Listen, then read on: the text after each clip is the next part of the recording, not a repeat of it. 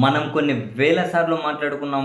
వ్యవస్థలాగా పనిచేయకపోతే దాని చేతిలో అందరూ బాధితులే. ఈరోజు సంతోషపడ్డ వాళ్ళు కూడా రేపు బాధితులుగానే మారుతారు. అధికార పార్టీ లేదు, విపక్షం లేదు. కొంచెం వెనక ముందు అంతే తేడా. ఈరోజు రాష్ట్ర అధికార కూటమిలో కీలక భాగస్వామిగా ఉన్న జనసేన పార్టీ గుంటూరు జిల్లా అధ్యక్షులు గాదె వెంకటేశ్వరరావు గారు మాట్లాడిన మాటలు చూసిన తర్వాత ఇది మరొకసారి గుర్తు చేయాలనిపించింది.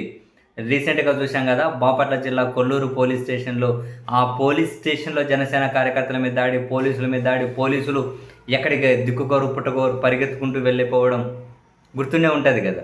అక్కడ జనసేన కార్యకర్త ఏదో ఫాస్ట్ ఫుడ్ సెంటర్ పెట్టుకొని నడుపుకుంటూ ఉంటారు. టీడీపీ వాళ్ళు దాడి చేశారు. రక్తం కారుతూ ఉంటే పోలీస్ స్టేషన్‌కి వెళ్లారు ఫిర్యాదు చేద్దామని. అక్కడ ఫిర్యాదు చేస్తున్నారని తెలుసుకున్న తర్వాత మళ్ళీ టీడీపీ వాళ్ళు గుంపులు వచ్చారు. పోలీస్ స్టేషన్‌లో దాడి, ఫర్నిచర్ ధ్వంసం, పోలీసుల మీద దాడి, ఎక్కడొకరు దిక్కుడొకరు పరిగెత్తారు పోలీసులు కూడా. సినిమాల్లో కూడా మొన్ననే మనం మాట్లాడుకున్నాం. ఏంటిది సినిమా షూటింగా నిజంగా జరిగిందా అని. అంత దారుణంగా వాళ్ళ ఏమంటారు అటాక్ చేశారు.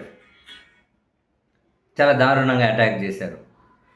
ఈ అంశాలను ప్రస్తావించుకుంటూ అంటే అక్కడ బాధితుడిని పరామర్శించిన తర్వాత గుంటూరు జిల్లా జనసేన అధ్యక్షులు మాట్లాడిన మాటలు ఏంటో తెలుసా?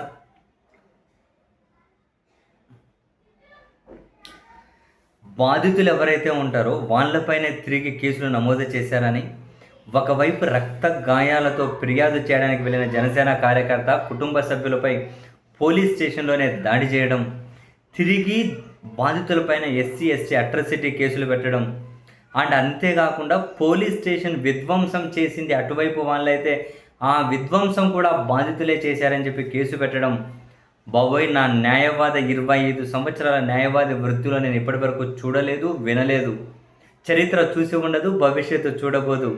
దెబ్బలు కొట్టించుకొని నెత్తురు కారుతూ కేసు పెట్టాలని పోలీసులను కోరితే అదే పోలీస్ స్టేషన్లో తిరిగి వాళ్ళపై దాడి చేస్తే, పోలీస్ స్టేషన్ కూడా పగలగొడితే, విచిత్రంగా బాధితులపైనే హత్యాయత్నం కేసులు పెట్టిన ఆ ఘనత వహించిన ఆంధ్రప్రదేశ్, మరీ ముఖ్యంగా బాపట్ల జిల్లా పోలీసులకు హ్యాట్స్ ఆఫ్ అని చెప్పి ఆయన ఎటకారంగా ఈ రకంగా కూడా చేయొచ్చా అని ఆయన ఆశ్చర్యం వ్యక్తం చేసుకుంటూ, బాధితులకు మద్దతుగా వచ్చిన వారిపైన కూడా హత్యాయత్నం కేసులు పెట్టారట.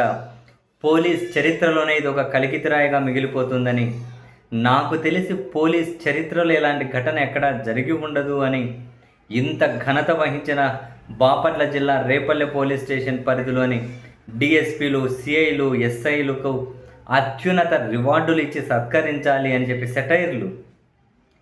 ఈ దుర్ఘటనపై రివ్యూ చేస్తారా చేయరా అనేది హోంశాఖ మంత్రి అనిత విచక్షణకి వదిలేస్తున్నాము అని చెప్పి ఆయన చెప్పడం ఆశ్చర్యపోయారట. పోలీసులు ఇట్లా కూడా చేయొచ్చని. రోజు అట్లా చేస్తున్నారు సార్, అధికారంలో ఉండి మీకు అర్థం కావట్లేదు అంతే. హోంశాఖ మంత్రికి వదిలేయడం ఎందుకు? మీ నాయకుడు ఉన్నాడుగా, మీ జనసేన పార్టీ అధ్యక్షుడు, ఉప ముఖ్యమంత్రి, ఆయనకి చెప్పండి. జనసేన కార్యకర్తలకు అన్యాయం జరుగుతుందన్నారు, ఇంత దారుణంగా జరుగుతుందన్నారు కదా, మరి ఆయనకు చెప్పండి న్యాయం చేయమని. చేయరా? మరి దేనికి ఉన్నారు ఆయన? సిస్టంలాగా నడిపించమని చెప్పండి. మరి అందరూ బాధితులే, అధికార పార్టీ లేదు, ఇంకొకరు లేదు, కొంచెం వెనక ముందు అంతే. ఇది ఇంకోసారి నిరూపితం చేయలే నా స్టేట్మెంట్ ఇది.